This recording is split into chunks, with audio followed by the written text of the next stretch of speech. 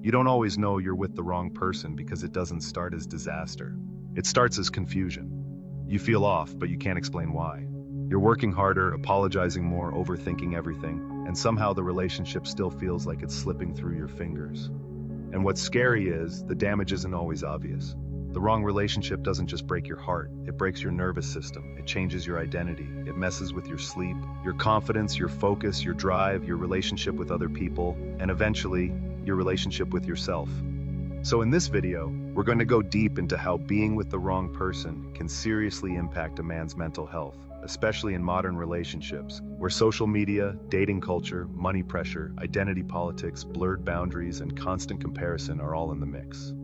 This isn't about men versus women. This is about what happens to a man psychologically when love becomes a place he can't breathe. Let's get into it. Part 1. The silent trade. You exchange peace for proximity. Let's start with the core truth. A relationship can look fine on the outside while slowly destroying you on the inside. The wrong person often doesn't break you with one big event. They break you through 1,000 small moments that teach your brain. Being honest is dangerous. Having needs makes you a problem. Peace only exists when you comply. I have to earn basic respect. That creates a subtle internal shift. You stop being yourself and start being a manager of someone else's mood.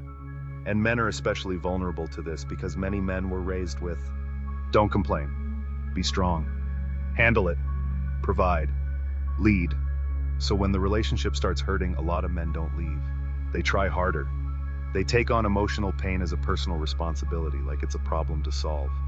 And that's how the wrong relationship becomes a mental health trap.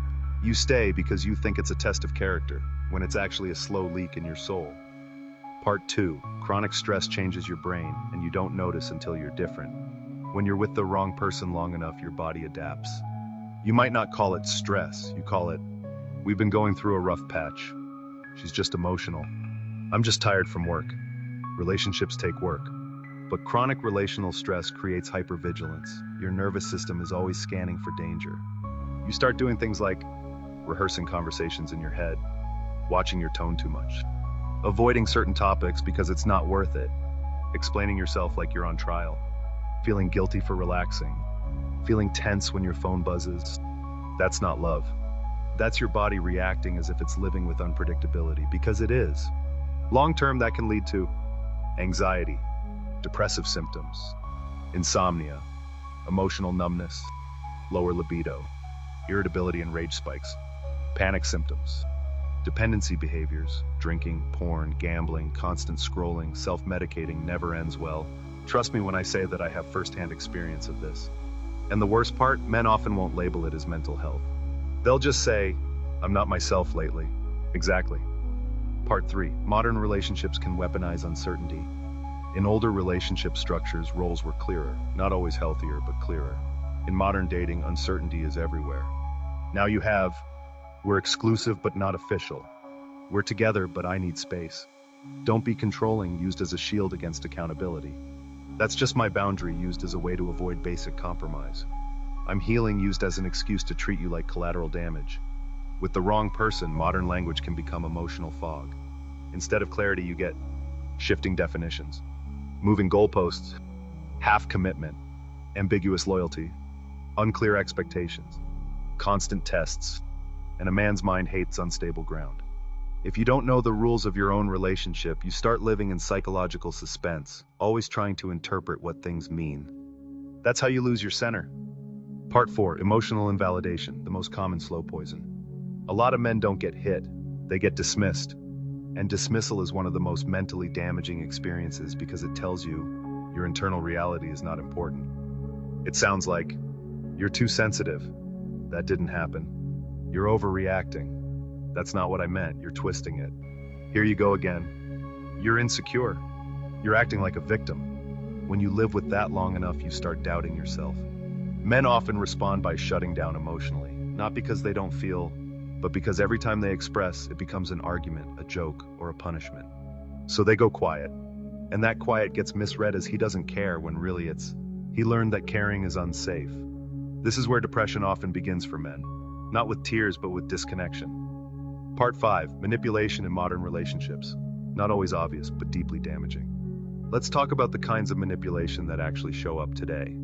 Not movie villain stuff. Normal looking behavior that creates abnormal stress. 1. Punishment through withdrawal.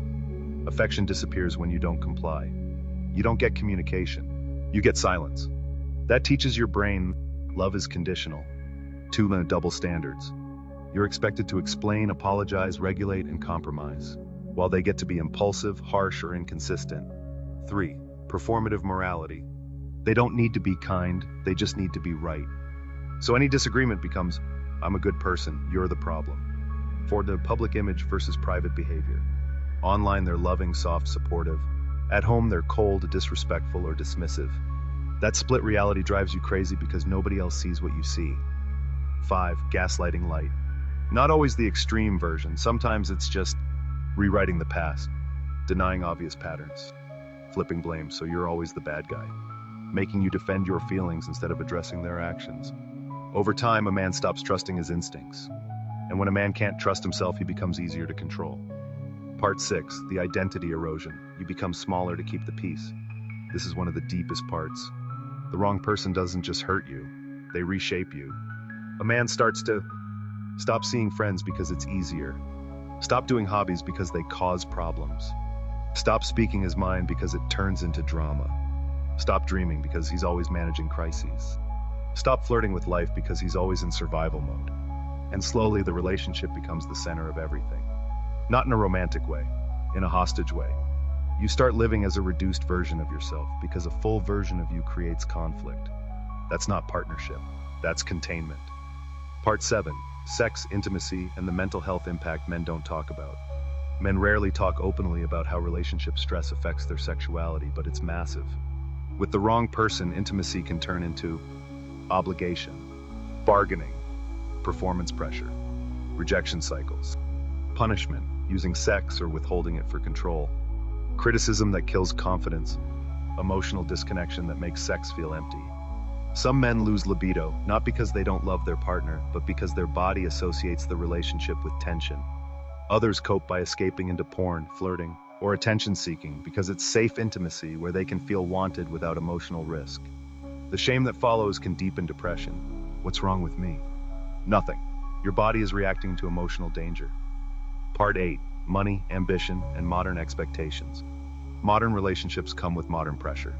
Men often feel like they must be financially stable, emotionally stable, physically attractive, confident but not arrogant, ambitious but available, strong but vulnerable, protective but never controlling.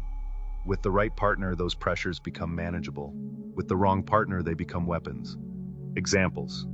Your work is used against you. You're never here. While you're trying to provide, your stress is mocked or minimized. You're compared to other men. Your boundaries are framed as selfishness. Your success is resented, your struggle is judged. So you're not just dealing with life pressure, you're dealing with pressure at home. And if home becomes a battlefield, a man's mental health deteriorates fast. Because home is where the nervous system is supposed to recover. Part 9, social media, the third person in the relationship. Social media has changed relationships in ways people underestimate. With the wrong partner, it can create constant comparison. Why aren't we like them? Attention addiction, jealousy loops, validation seeking, ambiguous boundaries with exes and orbiters, public disrespect disguised as humor, private issues being turned into content. And here's the big one. If someone needs external validation constantly, they will eventually treat the relationship like a stage. That's exhausting for a man who wants real partnership. He starts feeling like, I'm competing with the internet for my own relationship. Part 10, the psychological trap, intermittent reinforcement. This is the part that keeps men stuck. The wrong person is often not bad all the time. They can be amazing sometimes. They might love bomb after conflict, become sweet when you're about to leave, act like the perfect partner after a blow-up, give you just enough good moments to reset your hope. That creates a powerful psychological pattern called intermittent reinforcement. Your brain becomes addicted to the highs because the lows are unpredictable. You start chasing peace like it's a reward, and the relationship becomes less about love and more about relief. If you've ever thought, things are good again, maybe it's finally changing, that's the loop. Part 11, what it does to a man long-term. If a man stays in the wrong relationship long enough, here's what often happens. He becomes emotionally numb or chronically irritable.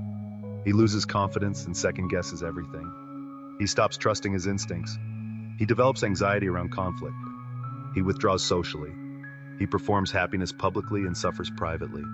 He struggles to focus at work. He becomes less playful, less optimistic.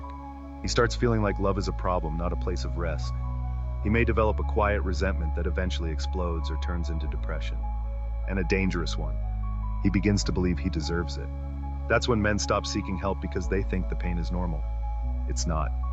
Part 12, how to tell if you're with the wrong person without demonizing them. Here are signs that the relationship is harming your mental health. You feel more anxious than grounded around them. You can't be yourself without consequences. You're always wrong, always apologizing, always explaining. You're afraid of honest conversations. You feel lonely even when you're with them. You feel like you're walking on eggshells. You dread going home, or you feel relief when they're not around. You're becoming someone you don't respect just to keep the peace. Your friends/family notice you've changed. You've lost parts of your identity.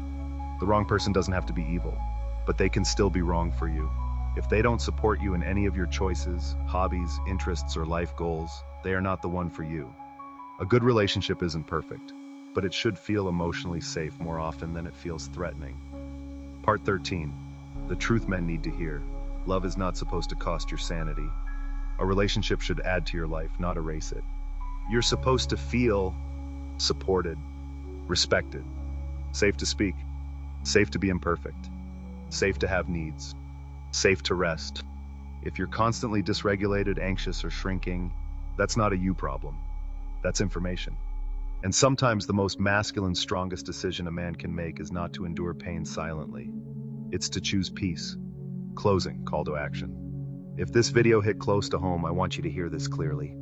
You're not weak for being affected. You're human. And if you've been trying to man up through emotional damage, you might not need more toughness. You might need a different environment. If you want, comment peace, and I'll make a follow-up on how to rebuild your confidence after a damaging relationship, how to reset your nervous system, regain your identity, and learn to trust yourself again.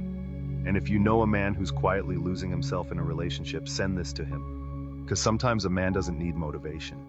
He needs permission to leave what's destroying him. Thank you all for watching. See you all next time.